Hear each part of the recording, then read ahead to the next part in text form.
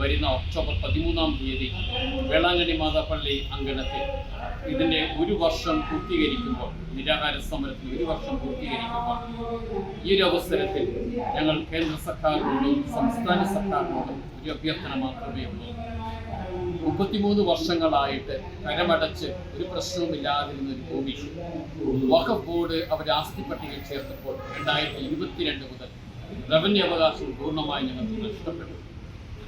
ഒരു സ്റ്റാറ്റസ് കോ നിലനിർത്തിക്കൊണ്ട് 33 വർഷങ്ങളായി ഞങ്ങൾ അനുഭവിച്ചുകൊണ്ടിരുന്ന ഈ ഉടമസ്ഥ അവകാശം വീണ്ടും പുനഃസ്ഥാപിക്കണമെന്ന് കോടതിയിലും വഖഫ് ട്രൈബ്യൂണലിലും കേസുകളുണ്ടെങ്കിലും അതിൻ്റെയൊക്കെ വിധി വരുന്നത് വരെ ഞങ്ങൾ വീണ്ടും ആ റവന്യൂ അവകാശങ്ങൾ പുനഃസ്ഥാപിക്കുകയാണെങ്കിൽ ഇവിടുത്തെ ജനങ്ങൾ സഹനങ്ങളില്ലാതെ വേദനകളില്ലാതെ മുമ്പോട്ട് പോകാൻ സാധിക്കും.